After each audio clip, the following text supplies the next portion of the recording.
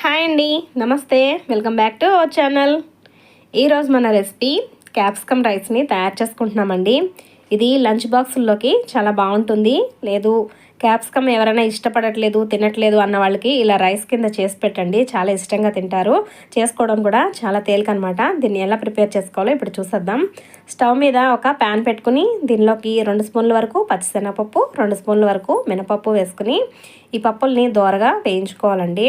పప్పులు కొంచెం వేగిన తర్వాత ఇందులోకి 1 స్పూన్ వరకు ధనియాలు, 1 స్పూన్ వరకు జీలకర్ర వేసుకుని వేయించుకోవాలండి.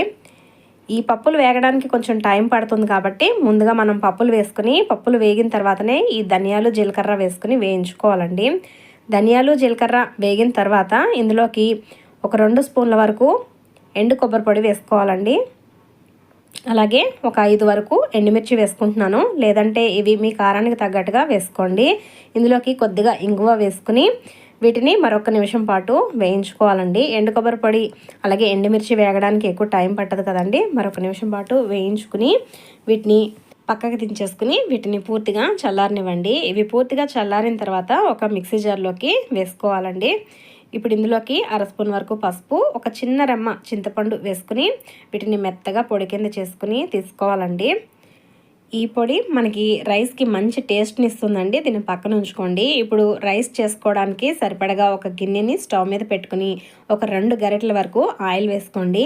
ఇందులోకి 1 స్పూన్ వరకు ఆవాలు, కొద్దిగా కరివేపాకు వేసుకుని వేయించుకోండి. ఇప్పుడు ఇందులోకి క్యాప్సికమ్ ముక్కలు వేసుకోవాలండి. నేను ఇలా పొడవుగా కట్ చేసుకున్నాను, మీ ఇష్టం చిన్నగా కూడా కట్ చేసుకుని వేసుకోవచ్చు. నేనైతే 1/4 కిలో క్యాప్సికమ్ తీసుకున్నానండి. ఈ క్యాప్సికమ్ని వేసుకుని హై ఫ్లేమ్ మీద వేయించుకోవాలండి. హై ఫ్లేమ్ మీద ఒక 3 నిమిషాల పాటు వేయించుకోవాలి. ఈ క్యాప్సికమ్ మనకి మరీ మెత్తగా మగ్గిపోకూడదండి, మరీ సాఫ్ట్గా అయిపోతే టేస్ట్ బాగోదన్నమాట. రైస్లోనూ కొంచెం క్రంచీగా ఉండాలి, తినేటప్పుడు మనకి పంటికి తగులుతుంటే క్రంచీగా ఉండాలన్నమాట. ఒక 3 నిమిషాల పాటు వేయించుకున్న తర్వాత మనం గ్రైండ్ చేసుకున్న మసాలా పొడి ఉంది కదండి, ఆ పొడిలో నుంచి సగం పొడి వేసుకుని మరొక 2 నిమిషాల పాటు వేయించుకోండి. ఇప్పుడు ఇందులోకి పొడి పొడిగా ఉడికించుకున్న రైస్ని వేసుకోవాలండి. నేను ఒక 250 గ్రామ్స్ వరకు రైస్ని ఉడికించి వేసుకున్నానండి. ఈ రైస్ని వేసుకుని ఒకసారి కలుపుకోండి. ఇలా అంతా మిక్స్ చేసుకున్న తర్వాత ఇప్పుడు మనకి మిగిలి ఉన్న మసాలా పొడి ఉంది కదండి, ఆ మసాలా పొడి మొత్తాన్ని ఇందులోకి వేసేసుకోవాలి. అలాగే ఇందులోకి సరిపడగా ఉప్పు వేసుకోవాలండి.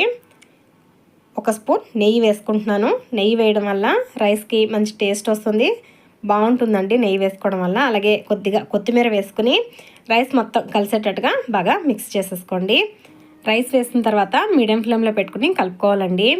చూసారు కదండి, చాలా తేలిగ్గా చేసుకోవచ్చు ఈ క్యాప్సికమ్ రైస్. మనం ఈ పొడిని ముందుగా చేసి పెట్టుకుంటే లంచ్ బాక్సుల్లోకి చాలా ఈజీగా ప్రిపేర్ చేయొచ్చండి. ఇది ఫ్రెండ్స్ ఈరోజు వీడియో. ఈ వీడియో కనుక మీకు నచ్చితే లైక్ చేసి నా ఛానల్ని సబ్స్క్రైబ్ చేసుకోండి. పక్కనే ఉన్న బెల్ని ప్రెస్ చేసి ఆల్లో పెట్టుకుంటే నేను పెట్టే వీడియోస్ అన్నీ కూడా మీకు నోటిఫికేషన్గా వస్తాయండి. మరొక మంచి వీడియోతో మీ ముందుంటాను. బాయ్ అండి.